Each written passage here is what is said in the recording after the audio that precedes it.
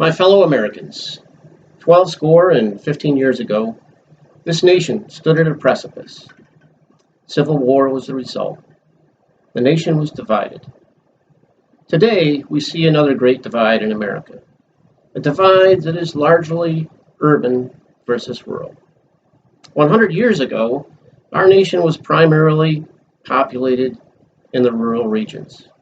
Small agrarian farms, industry, and now all of that, or most of it, is gone. The population shift affects us in many ways. As you know, urban environments generally have democratic and liberal values. In states like New York, this population shift has destroyed the economy of the rest of the state. And it's no wonder, because our young people will leave our small towns and seek employment elsewhere. Once they get into the big city, take on a lifestyle, maybe their political views change. And no one begrudges those in urban environments the ability to make laws that would benefit or improve their cities. What we do begrudge them is the opportunity to make laws that discriminate against their rural cousins. We don't want our freedoms taken away. We don't want to see any infringement on our Second Amendment rights, on our First Amendment rights, or to see any laws that would negatively affect our economy. Now, I've just reviewed Governor Cuomo's budget for 2016. And while the governor has got some good initiatives to help upstate New York, the majority of his budget is involved with initiatives to help New York City. Now, I can understand this because his Democratic base is largely in New York City and some of the other large cities throughout the state. But none of this helps upstate New York. And that would be bad enough if it weren't for the fact that he is trying to take away our rights and freedoms as Americans. Now, my ancestors settled the land that I live on over 200 years ago, after they helped fight for the birth of this nation.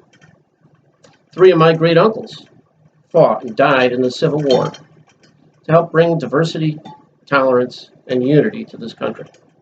Many more of my ancestors and relatives have lost blood or died in the conflicts that this nation has had.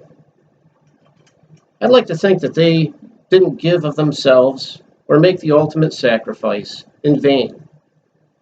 Many of our young veterans come home today only to find that politicians such as Governor Cuomo or President Obama seek to take away their rights or have begun to infringe upon their rights. Now, this isn't right. It's just not the thing that we want to see as Americans.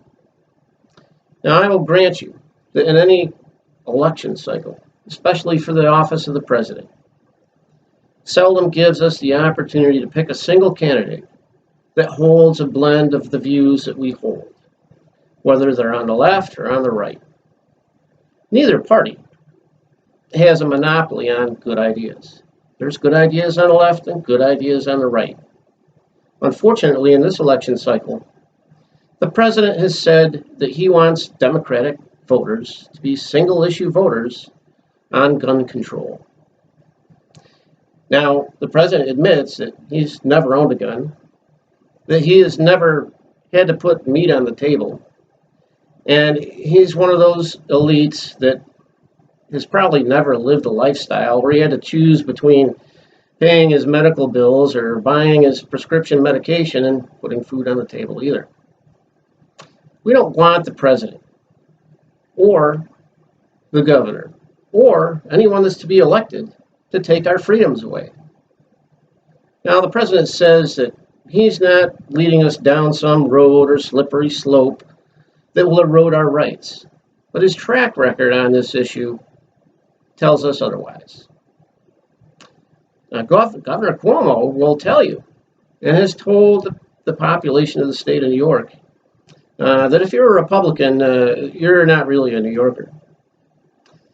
Well, I tell you, that's not the case, Mr. Cuomo. We have been here, some of us, a lot longer than some of your family has.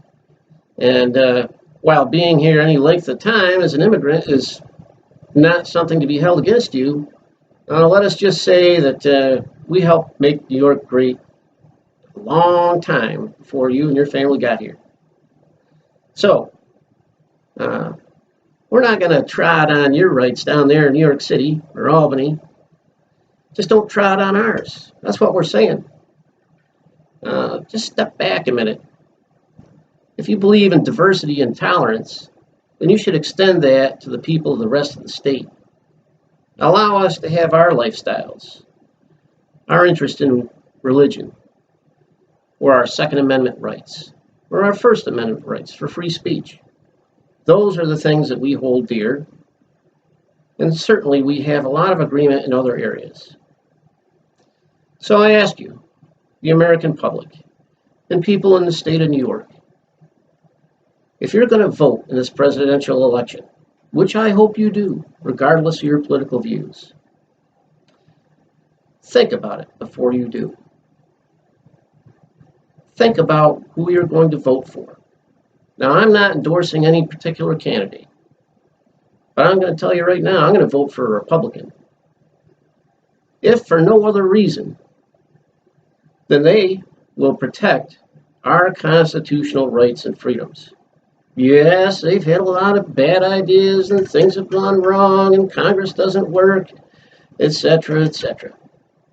But the fact is that they stand up for those core American values, for the Constitution that our forefathers put forward, and they will protect those rights if they are elected.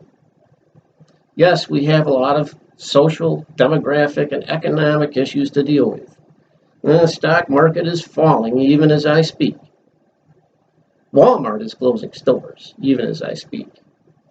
Now, I don't know if the president looked at these economic indicators when he made his State of the Union address, but I suspect he didn't. If he ever came to New York State, upstate that is, he wouldn't see any good indication that our economy is recovering. So, I implore you, as Americans, to get out there and vote. Vote your conscience. If you want to vote for a Democrat, go ahead. But I'm going to vote for a Republican.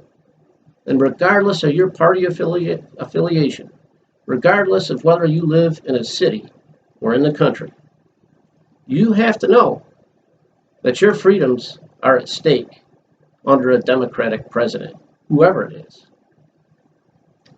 So with that, I'd like to introduce my dog. He doesn't want his rights taken away either. Here, buddy. Want a piece of meat? Yes, come here, get it. Get the meat. Yes, good dog. Good, good. Yes. Marley's driven by certain things. He's a good dog. Best companion a man could have. But he knows his basic instincts.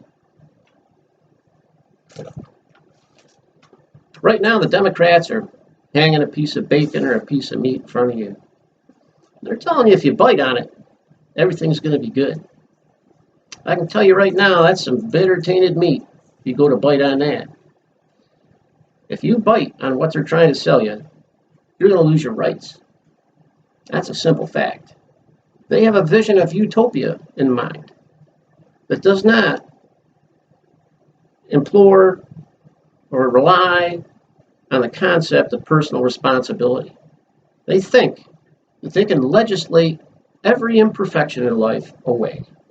We all know that's not true. Death is an inevitability. There's always going to be inequity of some kind. And yes, it's good to fight and make sure that those inequities are addressed.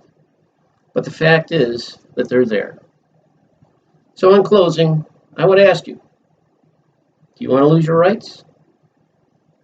Vote Republican. It's the only thing to do. Thank you for your time, and thanks for looking at my video.